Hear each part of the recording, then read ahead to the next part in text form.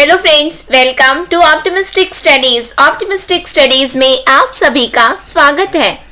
हम देख रहे थे इंडियन पॉलिटी, भारतीय राज्य व्यवस्था।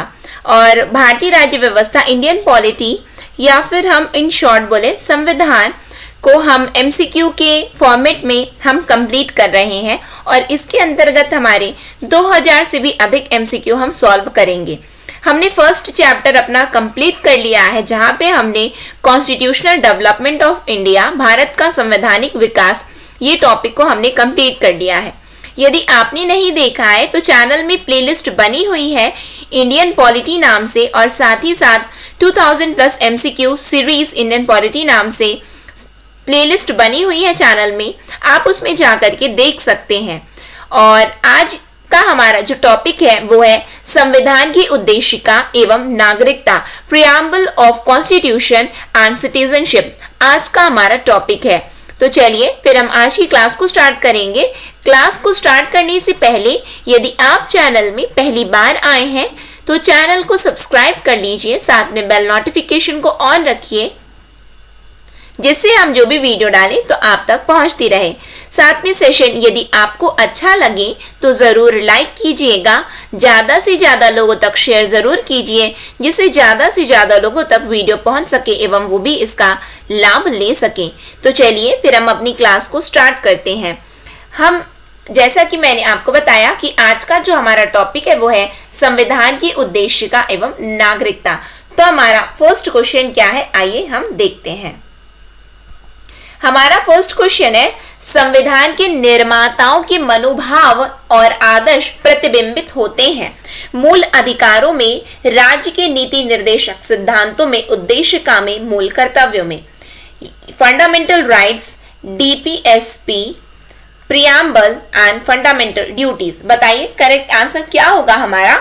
संविधान के निर्माताओं के मनोभाव और आदर्श प्रतिबिंबित होते हैं, किसमें से प्रतिबिंबित होते हैं? तो यहाँ पे जो हमारा करेक्ट आंसर बनेगा, आप लोगों को अपने आंसर देते हुए चलना है। यहाँ पे यदि हम करेक्ट आंसर की बात करें तो वो है उद्देशिका, प्रियम्बल। प्रियम्बल ही क्या दिखाता है? Preamble reflects the ideal of the constitutional makers. ठीक है, कि उनके आदर्श क्या है, उनके मनोभाव क्या है, ये प्रियम्बल से हमें पता चलता है, उद्देशिका से हमें पता चलता है। ठीक है, नेक्स्ट क्वेश्चन में हम आ जाते, संविधान का कौन सा भाग नागरिकता के प्रावधानों से संबंधित है? Which of the following parts of the Indian Constitution relates with the provision of citizenship? Citizenship कौन से भाग में दिया गया है हमारे संविधान के, ये आपसे पूछा गया है। भाग 2, भाग 3, भाग 4 या भाग 5? बताइए किस में दिया गया है? नागरिकता के प्रावधान किस में दिए गए हैं, आपसे पूछा गया है। यहाँ पे जो हमारा करेक्ट आंसर बनेगा, नागरिकता के प्रावधान दिए गए हैं भाग 2 में, यानी कि part 2 of the Indian constitution, और आर्टिकल नंबर 5 से लेकर के 11 तक सिटीजनशिप, नागरिकता के बारे में बोला गया है। हमारे संविधान में ये बताया गया है, एवं ये संविधान निर्माताओं ने जब संविधान बनाया है तो उसके अंतर्गत समय समय पर क्या किया जाएगा? संसद के द्वारा भारतीय नागरिकता अधिनियम, भारतीय इंडियन सिटीजनशिप की बात कर रहे हैं, इंडियन सिटीजनशिप एक्ट, भारतीय नागरिकता अधिनियम 1955 में लाया गया। कब लाया गया? 1955 में लाया गया इंडियन सिटीजनशिप एक्ट 1955, जिसको समय समय पर संशोधन किया जाता है, अमेंडमेंट इसमें किए जाते हैं। यदि हम देखें कि भारतीय नागरिकता हमें किस प्रकार से प्राप्त हो सकती है, तो भारतीय नागरिकता हमें प्राप्त होती है जन्म के द्वारा, बाई बर्थ, जन्म के द्वारा प्राप्त होती है, और उसके बाद रक्त संबंध या वंशक्रम के द्वारा, यानी कि हमारा किसी के साथ में रक्त संबंध है, यानी कि जो भारतीय मूल के हैं, और या फिर हम बात करें कि वंशक्रम, इसमें अलग अलग प्रोविजन रहते हैं, और मैंने इसको बहुत ही डिटेल से आपसे डिस्कस किया है। ये तो हमारी एमसीक्यू की सीरीज है। जब हमने थ्योरेटिकल पार्ट्स को डिस्कस किया है, थ्योरी को जब हमने डिस्कस किया है, तो इंडियन पॉलिटी नाम से प्लेलिस्ट बनी हुई है चैनल में, आप उसको जाइए देखिए, तो आपको पता चलेगा किस आधार पर और किस माध्यम के द्वारा हमें भारत की नागरिकता हम प्राप्त कर सकते हैं। तो वंशक्रम भी एक जरिया है जिसके माध्यम से हमें नागरिकता मिलती है। फिर है हमारा देशीकरण। क्या है? देशीकरण। देशीकरण। और चौथा है हमारा रजिस्ट्रेशन। क्या है? रजिस्ट्रेशन। रजिस्ट्रेशन। और पांचवा तरीका है, यदि कोई भी भूभाग यदि भारत में सम्मिलित हो जाता है तो उसके माध्यम से भी हमें नागरिकता मिल जाएगी। जैसे कि सिक्किम को इंक्लूड कर लिया गया, तो बस वैसे ही है, तो वहां की भी नागरिकता हमें मिल जाती है। यानी कि कोई भी भूभाग, किसी भी भूभाग के सम्मेलन के द्वारा नागरिकता मिलती है। तो ये 5 प्रकार हैं जिसके जरिए और जिसके माध्यम से हमें नागरिकता, भारत की नागरिकता मिल जाती है। इसके अलावा भारत की नागरिकता की समाप्ति कैसे होती है, यानी कि टर्मिनेशन कैसे होता है कि इंडियन सिटीजनशिप हमसे छूट गई, तो उसका तरीका होता है कि यदि कोई स्वैच्छिक यानी कि कोई अपनी इच्छा से ही त्याग देता है कि नहीं हमें भारत की नागरिकता नहीं चाहिए, स्वैच्छिक त्याग के माध्यम से नागरिकता चली जाती है, स्वैच्छिक त्याग द्वारा। फिर उसके बाद में बर्खास्त कर दिया जाए किसी को कि आज से हम तुम्हें भारत का नागरिक होने से बर्खास्त करते हैं, तो बर्खास्तगी के द्वारा भी नागरिकता छिन जाती है। फिर उसके बाद में यदि कोई बर्खास्त की, और यदि हम बात करें यदि कोई व्यक्ति स्वयं ही क्या करता है, अपनी स्वेच्छा से यदि कोई दूसरे देश की नागरिकता ग्रहण कर लेता है, स्वेच्छा से दूसरे देश की नागरिकता ग्रहण कर लेता है, तो उसको बर्खास्त कर दिया जाता है भारत की नागरिकता, यानी कि उसकी ऑटोमेटिकली उसकी भारत की नागरिकता छिन जाती है। फिर उसके बाद में यदि हम बात करें, यदि कहीं पे भी विवाद चल रहा है, ये जो मेन कंडीशन इसमें आती है, यदि किसी भी देश के साथ में हमारा विवाद चल रहा है तो, और उस समय यदि नागरिकता से हम वंचित नहीं, ये सभी चीजें लागू तब होंगी जब शांत माहौल रहे। लेकिन यदि कहीं पे भी ये जो स्वेच्छा से दूसरे देश वाली ये जो नागरिकता कोई ग्रहण करता है, लेकिन यदि कहीं पे हमारा विवाद चल रहा है, भारत का किसी दूसरे देश से विवाद चल रहा है, तब ये सभी चीजें लागू नहीं होती हैं। यानी कि जब शांति का माहौल रहता है तभी ये चीजें लागू होती है। यानी कि बर्खास्तगी का यदि हम देखें, भारतीय नागरिकता यदि कोई स्वेच्छा से किसी अन्य देश की नागरिकता ग्रहण कर लेता है तो स्वयमेव ही उसे भारत की नागरिकता से बर्खास्त कर दिया जाता है।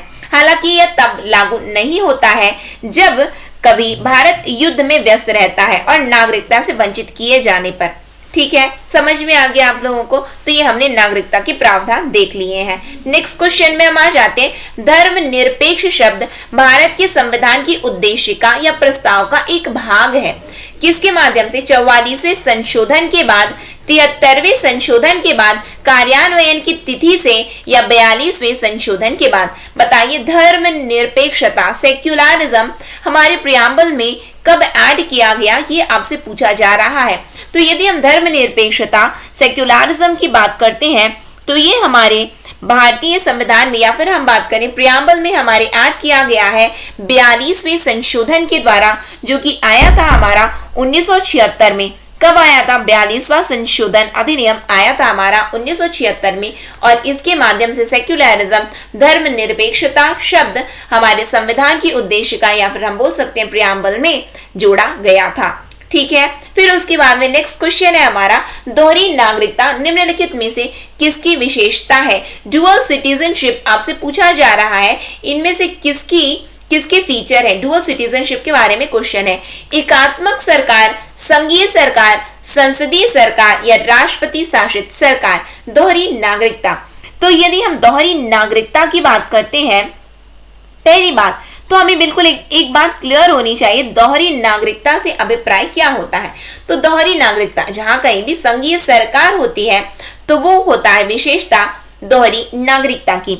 और यदि हम बात करते हैं कि भारत में किस प्रकार की नागरिकता है, तो भारत में एकल नागरिकता है, सिंगल सिटीजनशिप है।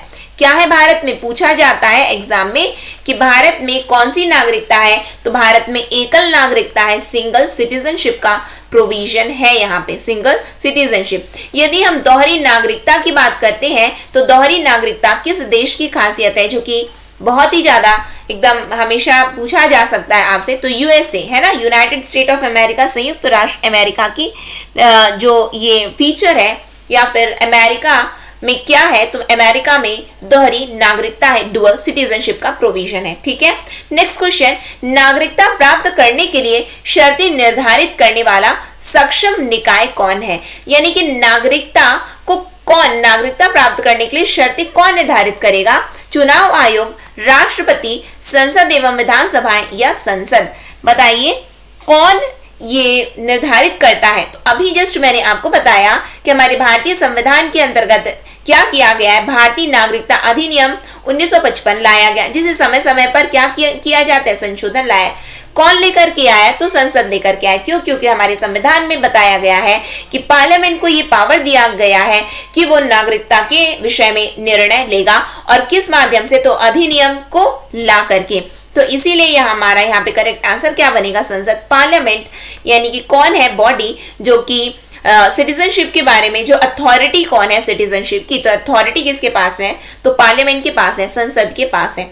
ठीक है, नेक्स्ट क्वेश्चन में हम आ जाते हैं। नेक्स्ट क्वेश्चन में क्या है, और ये बात आपको पता है, ये बात कहाँ पे क्लियर है? तो आर्टिकल नंबर 11 में क्लियरली मेंशन है कि क्या करना है कि संसद को नागरिकता संबंधी विधि बनाने का संपूर्ण अधिकार, संपूर्ण शक्ति दी जाती है। संसद को, किसको? संसद को नागरिकता संबंधी नियम बनाने की संपूर्ण शक्ति दी जाती है, और इसी के अंतर्गत इंडियन सिटीजनशिप एक्ट, भारतीय नागरिकता अधिनियम 1955 लाया गया, जिसे समय समय पर संशोधित किया जाता है।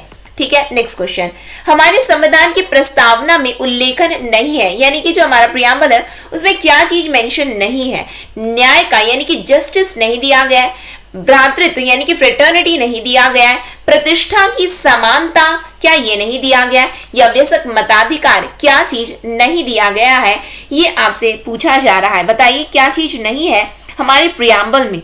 तो यदि हम अपने प्रियम्बल की बात करते हैं, तो जो आप ये वयस्क मताधिकार देख रहे हैं, वयस्क मताधिकार, एडल्ट फ्रेंचाइज की बात करें, किसकी बात? एडल्ट फ्रेंचाइज की यदि हम बात करते हैं, तो एडल्ट फ्रेंचाइज ये हमारे भारतीय संविधान की प्रस्तावना में नहीं दिया गया है। तो फिर ये कहाँ दिया गया है वयस्क मताधिकार? वयस्क मताधिकार दिया गया है अनुच्छेद 326 आर्टिकल नंबर 326 में वयस्क मताधिकार का वर्णन किया गया। अच्छा, आप लोग ये बताइए आर्टिकल नंबर 324 में क्या दिया गया है?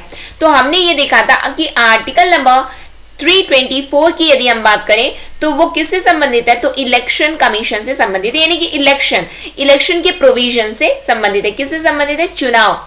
ठीक है, नेक्स्ट क्वेश्चन में हम आ जाते हैं। नेक्स्ट क्वेश्चन क्या है हमारा?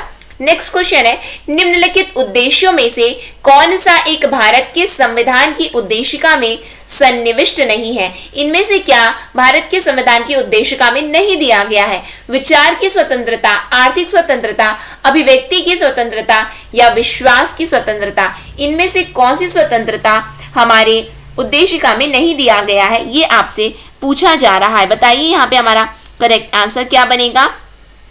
तो देखिए, कहीं पे भी इकोनॉमिक इक्वालिटी की बात नहीं की गई है। किसकी बात नहीं की गई है? इकोनॉमिक इक्वालिटी, और we can say economic freedom की बात नहीं की गई। क्यों? आप यहीं से आइडिया लगा सकते हो। हमारे देश में कोई तो बहुत ही ज्यादा अमीर है, कोई तो बहुत ही ज्यादा गरीब है, कोई मध्यम वर्गीय। यदि ये आर्थिक रूप से आर्थिक स्वतंत्रता की बात की जाती तो हर कोई अमीर ही अमीर होता, या हर कोई गरीब ही गरीब होता, या फिर हर कोई बराबर की ही कैटेगरी में आता। लेकिन ऐसा नहीं है। और सभी को बोलने की, विचार करने की, बिल्कुल अभिव्यक्त कर विचार की स्वतंत्रता है, अभिव्यक्त करने की स्वतंत्रता है, और उसके बाद में यदि हम बात करें तो विश्वास की स्वतंत्रता है। कि कौन सा नहीं है पूछा गया है, तो ऑप्शन नंबर बी हमारा यहाँ पे करेक्ट आंसर बनेगा। ठीक है, नेक्स्ट क्वेश्चन में हम आ जाते हैं। नेक्स्ट क्वेश्चन, और यदि हम देखें तो हमारे भारतीय संविधान की उद्देशिका के अंतर्गत क्या बताया गया है? सामाजिक क्या दिया गया है? सामाजिक दिया गया है। फिर उसके बाद में आर्थिक, सामाजिक, आर्थिक और राजनीतिक न्याय के बारे में बोला गया। किसके बारे में बोला गया? राजनीतिक न्याय के बारे में बोला गया। बिल्कुल ठीक है। फिर उसके बाद में बोला गया है विचार, अभिव्यक्ति, विचार, अभिव्यक्ति। फिर उसके बाद में विश्वास, धर्म, अवसर। इसकी समानता की बात की गई है। क्या बताया गया, इसकी समता एवं इसकी समानता के बारे में बताया गया। न्याय के संदर्भ में देखें तो बिल्कुल न्याय है, सोशल, इकोनॉमिक, पॉलिटिकल, जस्टिस की बात की गई है। लेकिन आप इक्वालिटी के में आ जाओगे तो विचार, अभिव्यक्ति, विश्वास, धर्म एवं अवसर के बारे में बोला गया है। तो यहाँ पे आप देख रहे हो विचार बिल्कुल है, अभिव्यक्ति भी है, विश्वास भी है, किंतु आर्थिक नहीं है। ठीक है, और ये आया हुआ है CDS 2017 में आया, पूछा गया ये क्वेश्चन। नेक्स्ट क्वेश्चन में मानते हैं, भारत के संविधान के निर्माताओं का मत निम्नलिखित में से किस में प्रतिबिंबित होता है। अभी जस्ट हमने देख लिया, दोबारा देखने की जरूरत ही नहीं है, उद्देश्य का में होता है, यानी कि प्रियम्बल में होता है। ठीक है, ये बिल्कुल एकदम क्लियर है। फिर उसके बाद में क्या है नेक्स्ट क्वेश्चन, हम भारत के लोग, भारत, बहुत ध्यान से देखिएगा, ये यदि आप लोग बिल्कुल रट लिए ना तो हो गया, आपका काम बन गया, क्योंकि डायरेक्टली यहां से क्वेश्चन पूछा जाता है। ठीक है, हम भारत के लोग भारत को एक संपूर्ण प्रभुत्व संपन्न, समाजवादी, पंथ निरपेक्ष, लोकतंत्रात्मक गणराज्य बनाने के लिए तथा उसके समस्त नागरिकों को सामाजिक, आर्थिक और राजनीतिक न्याय, विचार, अभिव्यक्ति, विश्वास, धर्म, उपासना की स्वतंत्रता, प्रतिष्ठा और अवसर की समता प्राप्त कराने के लिए तथा उन सब में व्यक्ति की गरिमा और राष्ट्र की एकता और अखंडता सुनिश्चित करने वाले बंधुता बढ़ाने के लिए दृढ़ संकल्प होकर अपनी इस संविधान सभा में आज 10 एतद द्वारा इस संविधान को अंगीकृत, अधिनियमित और आत्मार्पित करते हैं। तो इसमें ये इसका x दिया गया है, 10 नहीं, मैंने गलती से 10 पढ़ा, यानी कि कब हमने इसे स्वीकारा है, ये बोला गया ना, आत्मार्पित करते हैं, कब हमने इसको अडॉप्ट किया है। आपसे डेट पूछा गया है 26 जनवरी 1950, 26 नवंबर 1949, 26 जनवरी 1949 या उपरोक्त में से कोई नहीं।